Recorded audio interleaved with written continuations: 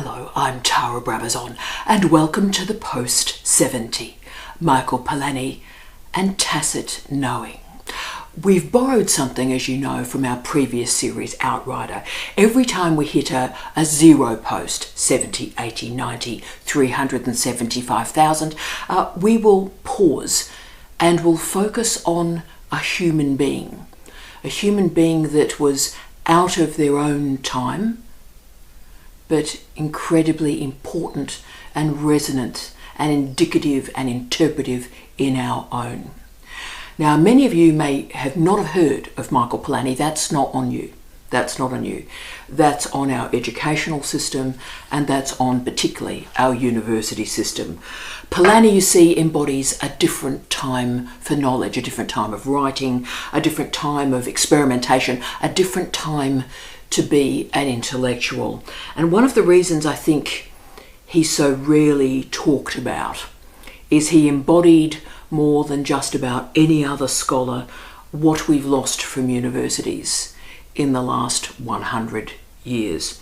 Now, from my particular disciplines, of course, I knew about his brother Carl, a great economist, and his theories, again, moved from unpopular to popular during the global financial crisis. He provided perhaps the best interpretation of the GFC.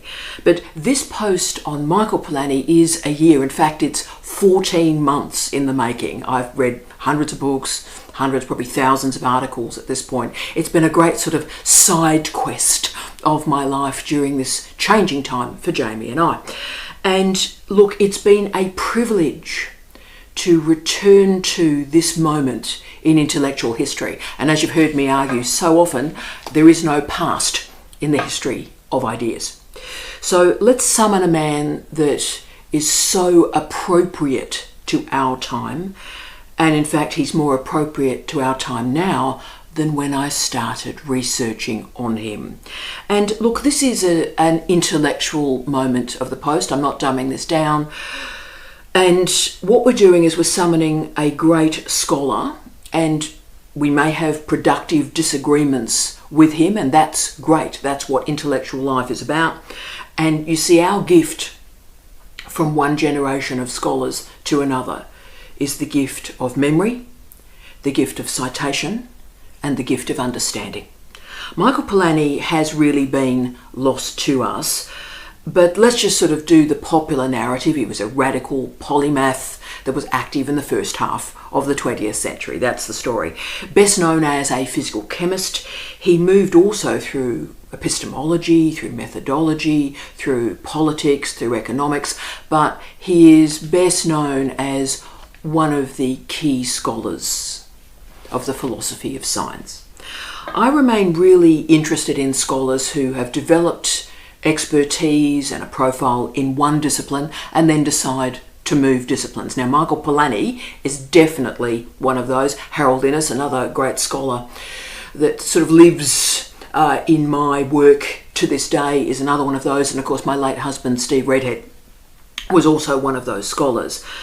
But in the case of Polanyi, there was a remarkable personal and professional rationale for this pivot.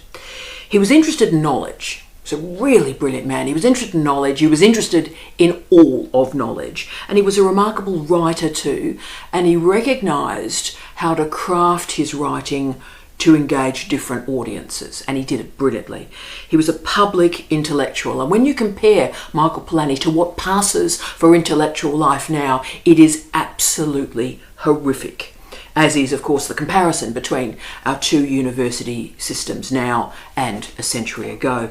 So this is a special post about a special man, a difficult man, a complex man. He was wrong a lot, but I tell you what, we all are.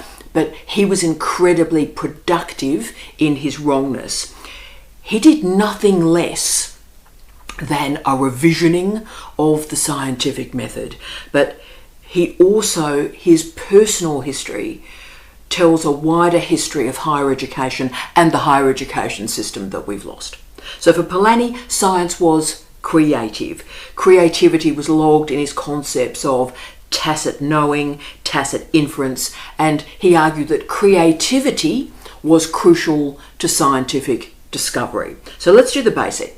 basics. Michael Polanyi was one of the most popular and innovative philosophers of science in the 20th century. Full stop. Born in Budapest, he completed his medical degree in 1913, his PhD in physical chemistry in 1917, all at the University of Budapest. He then moved to Berlin in 1920 for a position at the Kaiser Wilhelm Institute for Fibre Chemistry. By 1923, he was the director of the Chemical Kinetics Research Group. Okay, so we're looking at this research period from the late 1910s through to the early 1930s. And his innovations in physical chemistry during this time were absolutely astounding.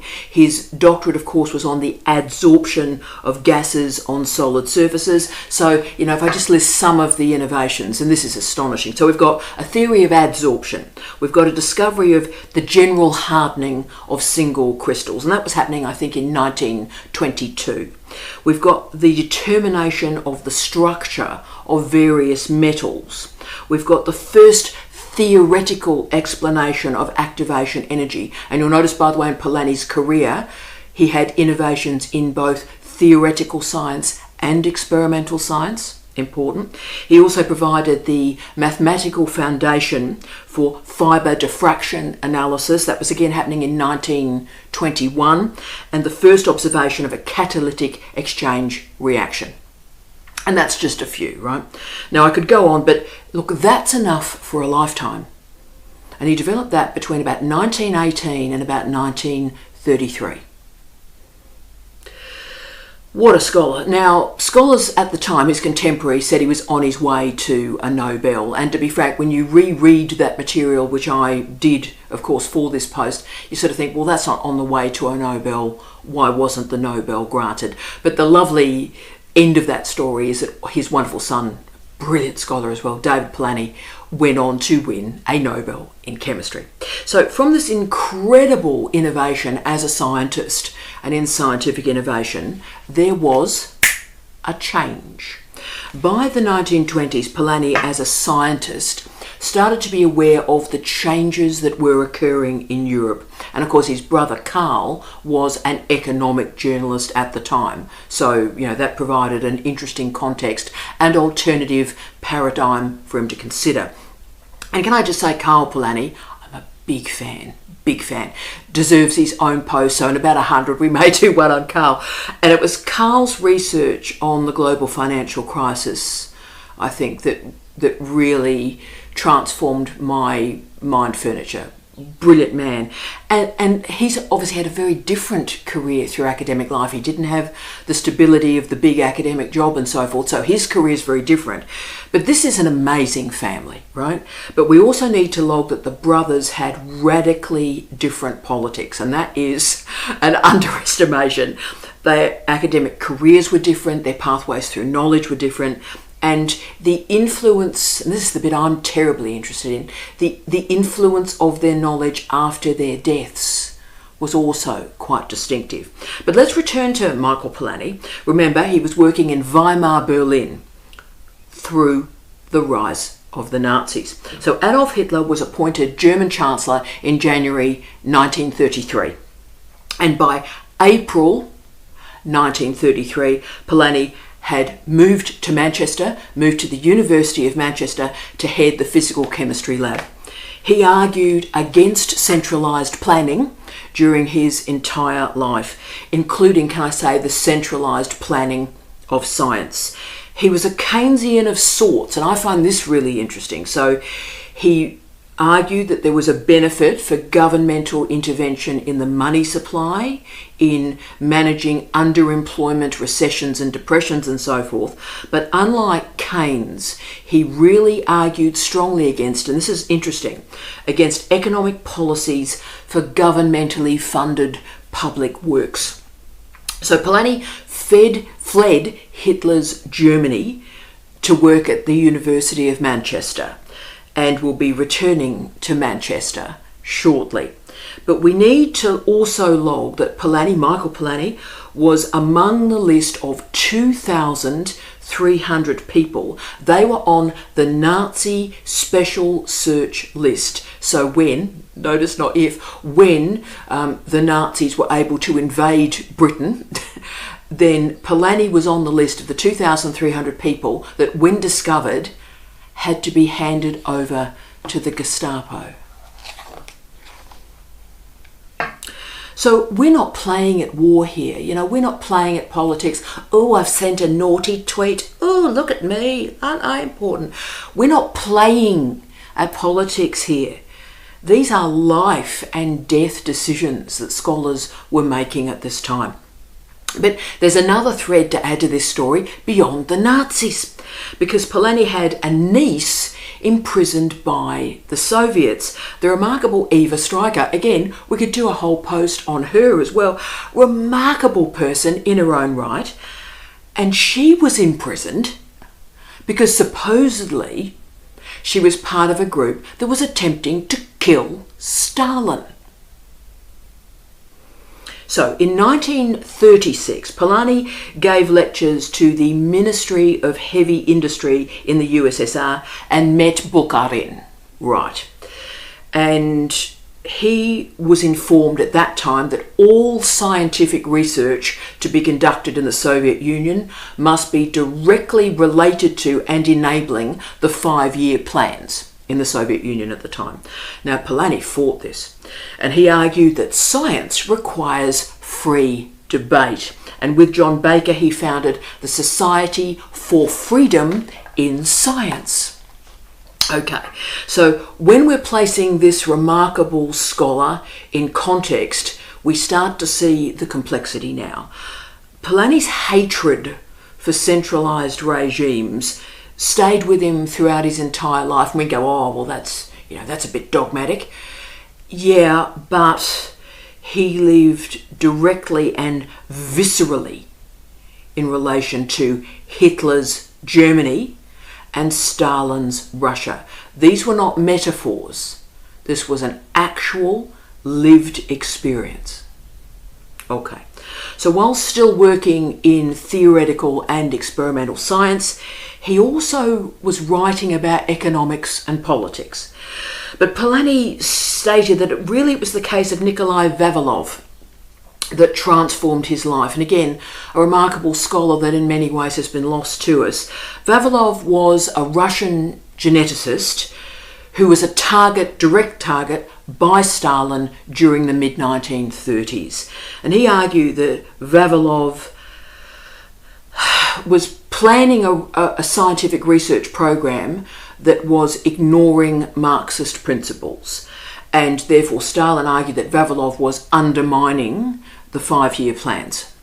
Okay, so Vavilov was deeply committed to the scientific method, and it meant that he knew that he knew that Stalin's interventions in what scientists should be doing was flawed and in fact in error. Okay, so Vavilov was arrested. He received the death penalty for espionage, but he actually died of malnutrition in 1943. So Polanyi argued that Vavilov was not able to express a philosophy of science that could explain the difference between true science and imposter science. He stated that, quote, "I first met questions of philosophy when I came up against the Soviet ideology under Stalin, which denied justification to the pursuit of science." End of quote. So from the imprisonment and the death of Vavilov, Polanyi started to explore the philosophies of science. What is general acceptance?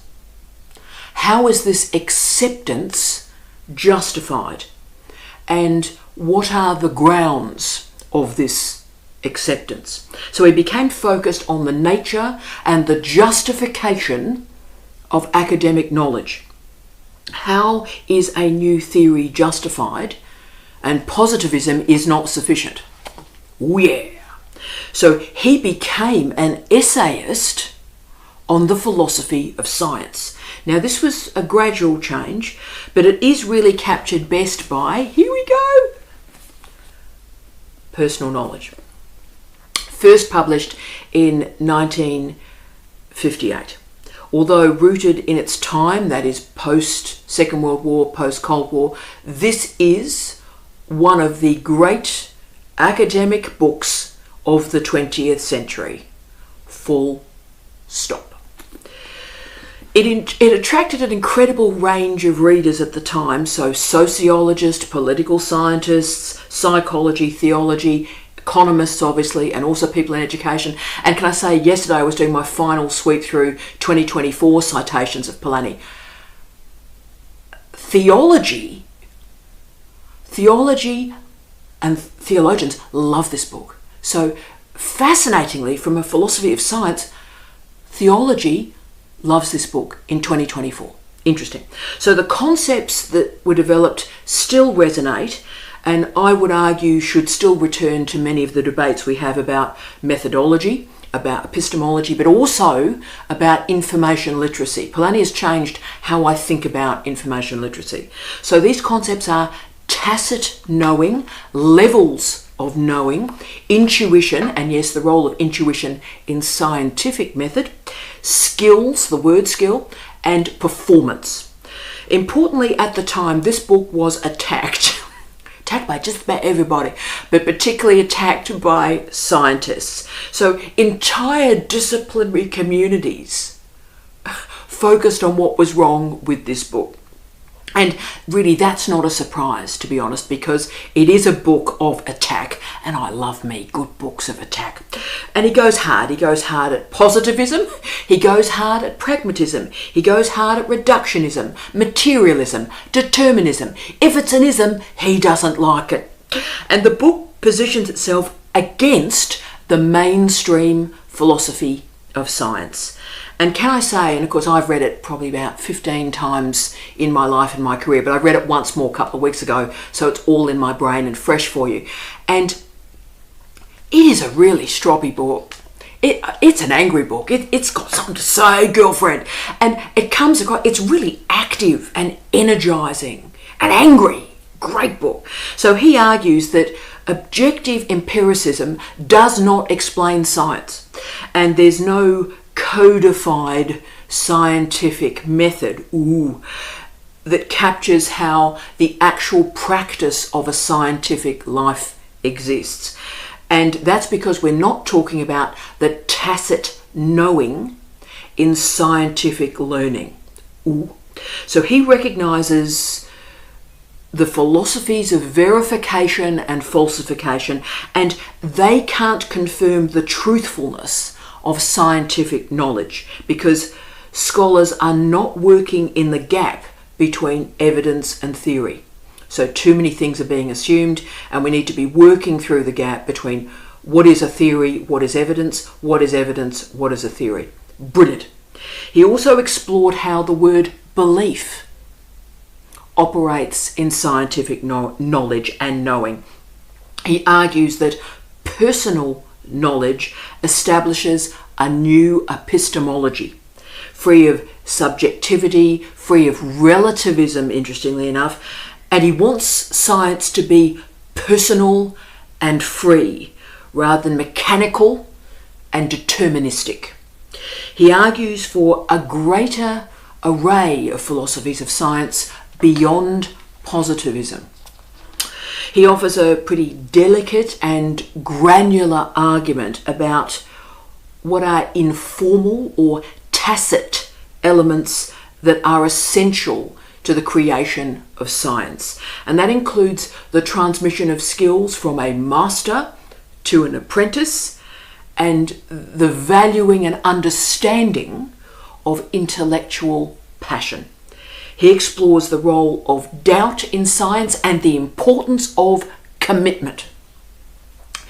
The act of commitment is personal but not subjective, and I think, to be honest with you, that's one of the reasons that this book hasn't perhaps travelled too well, because there's an assumption that when he's talking about personal knowledge, he's talking about subjectivity. He's actually not. Instead, the personal knowledge component is he recognises the role of scientists in validating and accrediting scientific discoveries.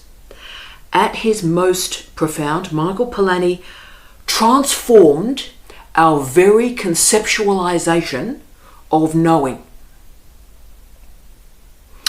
The maxim that founded his concept, called the tacit dimension, is, quote, "We can know more than we can tell," end of quote. That means most of knowledge cannot be put into words, and this captures the, if you will, the ontological aspect of tacit knowing. So when we see a problem that we'd like to research, some of that knowledge is hidden. That's why we want to research it. And that is why Polanyi values that, quote, intellectual passion, end of quote, and recognises that any understanding of science or mathematics requires a contemplation of the experience of doing them. The value of revisiting Polanyi's scholarship right now, today, for the planet, is so timely. And remember, I've been working on this post for about 14 months, and I suddenly realised, I'm recording this at the end of 2024, we need this conversation right now. The necessity to debate science and pseudoscience, to get in there and fight it out, and recognise that science is not equivalent to pseudoscience. Now, we know that, but we need the language to explain why they are not equivalent. Tacit knowledge is important to this conversation, and I would argue, to be frank, every single student enrolled in an undergraduate degree at university should have to do 1 week on tacit knowing and tacit knowledge. The questions and the arguments that have been offered by Michael Polanyi ask that we think about not only the nature of science, but how science is justified. Now, you've heard me say so often in the last 10 years that we've been together, that whenever people say, believe the science, what a ridiculous thing to say. Believe the science. Science is not evangelical. It's not some sort of pseudo-religion. And in fact, it's up to every single one of us as citizens to do the work. People are talking so much at the moment about, as a citizen, I've got these rights, freedom of speech. I've got a right to say anything to anybody. That's my freedom. That's my right. Have you noticed we do not live in a time where we're talking about the responsibilities of citizenship? And one of those responsibilities is to read, is to learn, is to shut up and listen and challenge yourself and understand what is happening in the world. That is the responsibility of citizenship. We need to understand the science. We need to understand the knowledge rather than believe anything or anyone. Now, Polanyi rejected the idea of scientific detachment. He argued that science is passionate, it's alive, it's involved, and he wrote books about it. His first book, actually, on the philosophy of science was Science, Faith and Society, published in 1946. And of course, the landmark, here we go, Personal Knowledge, published in 1958, and I'm going to hold it up, the amazing Tacit Dimension, published in 1966. Now, this is a small book, it's pithy. I love this book. I have certain books, a lot of them are from Roland Barthes, but this is one of them that I put in a handbag. So whenever I'm going to the airport, I'm waiting for a train or whatever, I have these little books in a handbag and I dip into them. They are magnificent. So if you want a first step into Polanyi, this book is it. You can also, I think, see some relationships with Thomas Kuhn as well going on here. And look, Kuhn is everywhere. Whenever I do a keynote, somebody asks a question about Kuhn, right? So And that's interesting in itself, that he's survived in the history of ideas, whereas Polanyi is not. And I would argue, to be frank, Polanyi's worldview is far greater than Kuhn. Kuhn's 1962 Structure of Scientific Revolutions referenced Polanyi, and in fact most people now access Polanyi through Kuhn, which is, I would argue, somewhat inverted. But we need to remember that Polanyi was a proper scientist, and there still is a Polanyi medal, I think, from the Society of Chemistry, which is terrific. But in response to Kuhn's The Structure of Scientific Revolutions, Polanyi toughened up, Princess, and he argued that scientists are committed to established beliefs and, yes, dogma. And here we go. This is the moment.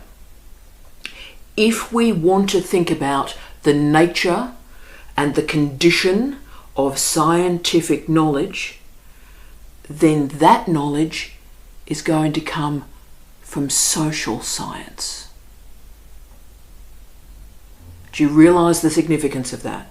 If we want to think about the nature of knowing, epistemology, in science, we have to do it from social science. It's a debatable argument, but it's a very interesting one to consider. He argued that there's no scientific method that can be learned from books. The scientific method is learnt via practice, from master to apprentice, and therefore this learning is tacit in nature, right? Now, I know a lot of controversy around that, and I probably disagree with that, but it's a good argument to consider. The system of scientific knowledge is therefore a social system of authority and apprenticeship. It validates discipline and tradition and teaches skills. Now, if you think about that, that's pretty honest. That's pretty interesting. But also think about how that epistemology is different when we think about the history of science. It's taught with the focus on the great men, and the few occasional women, but the great men, the geniuses winning the Nobel Prize. So it's like Newton, Newton, Newton, Newton, Newton, Newton, Newton, Newton, Hawk, Newton, Newton, Newton. Yeah. So Polanyi argues that most scientific work is actually ordinary. It's not Nobel. Most scientific work is ordinary, and it takes place within dogmatic frameworks. So indeed, if experimental results question a theoretical result, it's assumed the experiment is in error. Isn't that interesting?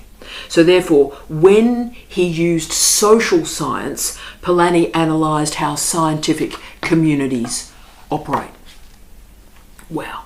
So these are all amazing, powerful arguments. We don't have to agree with them, but I tell you what, our mental furniture moves when we think through them.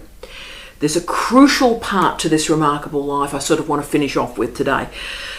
And I want to talk about the context of his knowledge development. Now, as we know, Polanyi fled Germany in 1933, and he was able to do that because the University of Manchester offered him a chair in chemistry. And while he was there, he worked heavily on polymers in particular, but his postdocs and his students included people like Melvin Calvin and Eugene Wigner. Of course, both went on to win Nobel Prizes. And can I say, both of them have written beautifully about their time in Manchester. And I recommend their wonderful work on their context of scientific discovery and training. Amazing. But even during this early period, he published essays on economics, on society. He even wrote a really tiny book in 1935 on economics in the Soviet Union. Okay, well, once more, he criticised the Soviet centralised planning of science. By 1948, it was pretty clear he had moved away from the lab, right? And this for me, I must not get upset, but this for me is the incredibly moving part of this story. The University of Manchester let him leave his chair of chemistry. Just get myself together. Let him leave that chair in chemistry and created a chair in social science for him in the School of Economics. He didn't teach. They let him just focus on the philosophy of science. He lectured around the world, and the great thing is, so they freed him up to lecture around the world, and from those lectures his books started to be created. So intriguingly, and I love this bit too, after he retired from the University of Manchester, he was appointed a senior research fellow at Merton College in Oxford in 1958. And can I say, he was criticised pretty well continually. So for me, this is really, really interesting and important. So he was supported at Manchester through incredible changes, fleeing the Nazis, literally, and changing disciplines. And the university supported that move. Now, and what's significant is he realised that, of course, when he moved universities, that wasn't a comfortable move. So his career stood for being an individual, for valuing the person in the knowledge. And, you know, we talk a lot in the humanities and the social sciences, and I'm not a big fan, by the way. People go on, oh, let me talk about me, autoethnography, let me tell you about me, because I'm terribly important. You know, and we justify it through positionality, right? But in the humanities and the social sciences, there's a lot of talk about self, and I would argue we need to be doing a bit more reading to understand the world a bit more. You know, we are not the centre of anything, right? But the wonderful component of Polanyi's work is he wanted to understand the person in knowledge, in the sciences. Wow. And therefore that's where he developed his post-critical philosophy. And it's a way to critique rationalism, which he argues leads to extreme objectivity and extreme positivism. Right. So this is why tacit knowing is so incredibly important.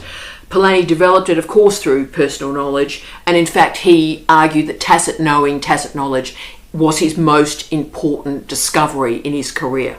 Interesting. So tacit knowing was extended in the Tacit Dimension, that 1966 book, where he distinguishes between phenomenological, instrumental, semantic, and ontological knowing. Really clever. At its clearest, tacit knowing is the ability to do something without necessarily being able to put into language what you're doing. Let me sort of explain. So you might be able to play a guitar chord, but you have no expertise in the physics of sound, right? But you can still play a guitar chord and make a sound. Or you can ride a bicycle and you probably have no knowledge of gears, right? Tacit knowing. He argues that all perception, all meaning is possible through tacit awareness. Put another way, through one of his great pithy comments, quote, "What do we know about the process of scientific intuition?" End of quote. How does a scientist decide what to investigate? Great question. And how do they investigate it? And how have they got a sense about what they may discover? Remember, scientific theories are framed in advance of the observation. So that is, of course, scientific intuition. And that is the tacit dimension. And Polanyi tried to understand these moments and these movements. So in dark times for our universities, in dark times for knowledge, bloody dark time for the world, eh?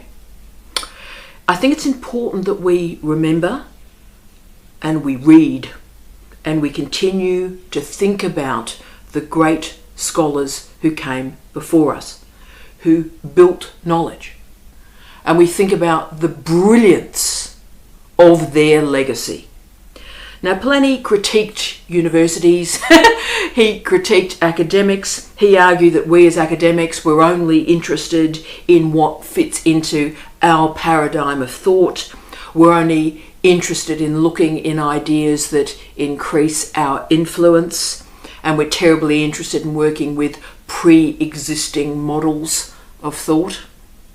He argued that cloistered academic life is really dangerous because non-democratic forces attempt to steal these epistemological terrains to strengthen their power. He was right, and we are living that right now.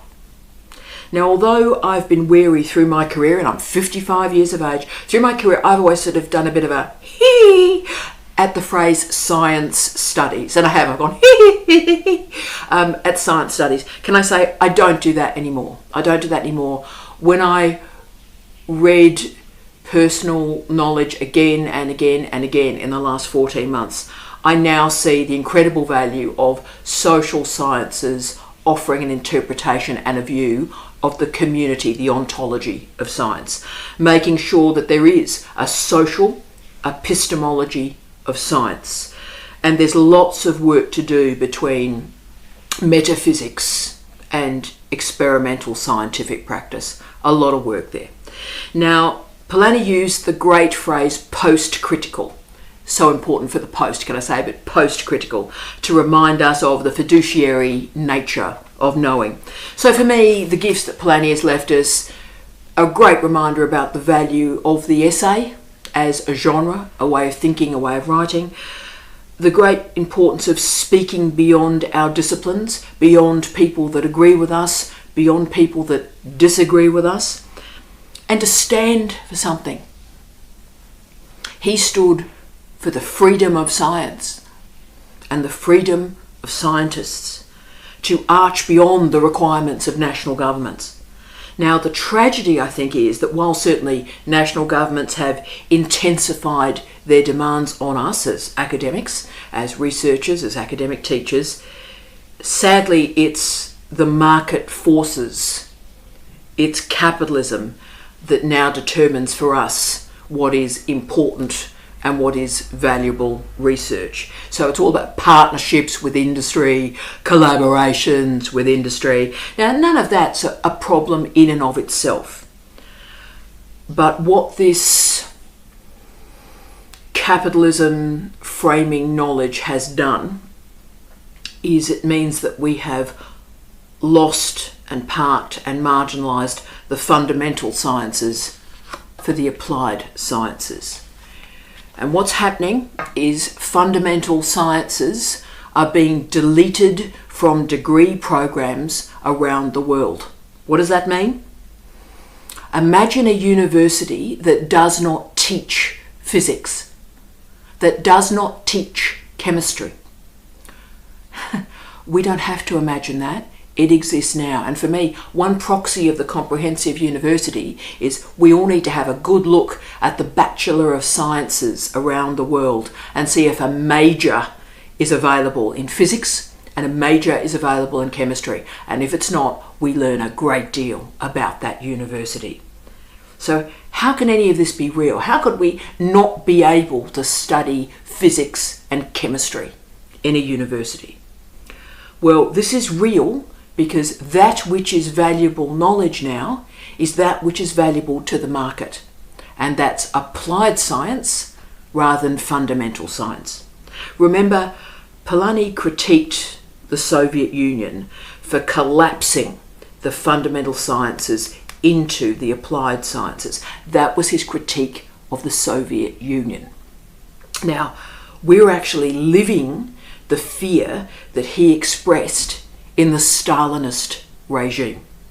So as I was finishing my research for this post, I became incredibly melancholy. And I realised, if Michael Polanyi was born in 1991 rather than 1891, he wouldn't exist. A university system wouldn't support him. And he was a fighter. He fought socialism, he fought fascism, he fought liberal orthodoxies. He saw the impact of extreme ideologies. And you know what? We're about to see that once more.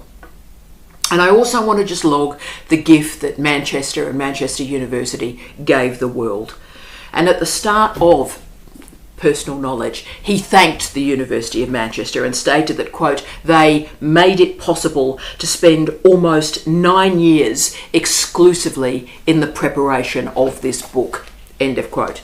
He didn't teach, he was granted 9 years to write a book. And of course, it is one of the greatest books of the 20th century.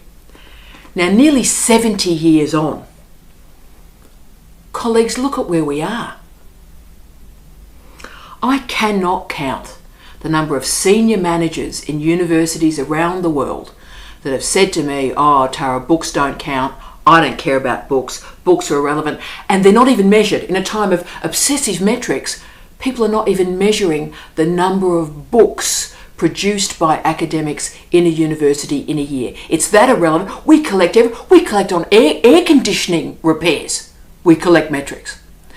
But we're not collecting metrics on the number of singly authored scholarly monographs produced by academics because it's that irrelevant.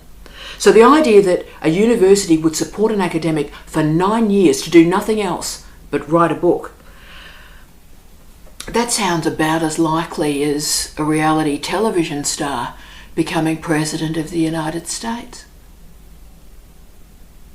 Now look, I've spent a lot of my academic career reading and citing unpopular scholars. I'm terribly interested in unpopular knowledge.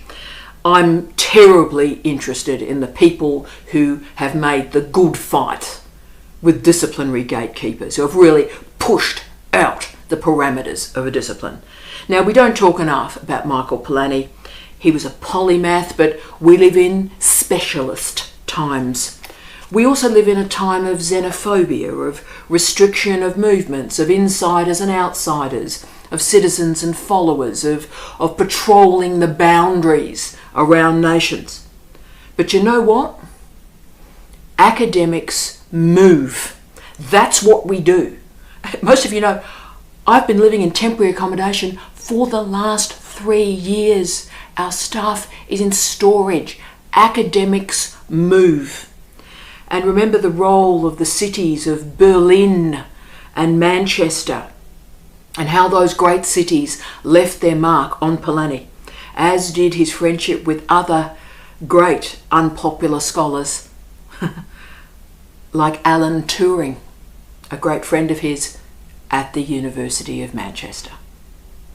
He didn't write like a philosopher, he didn't cite a lot of philosophers, but the profundity of Polanyi's question remains, quote, "How do we know that we have made contact with reality?" End of quote. His example is important to us, colleagues. His courage, including his courage to be wrong, to work against what is popular in disciplines or in universities. He spent his life thinking about knowledge in the world and the world of knowledge. And we are so privileged that we can follow his example. I wish you love, light and peace. Tea out.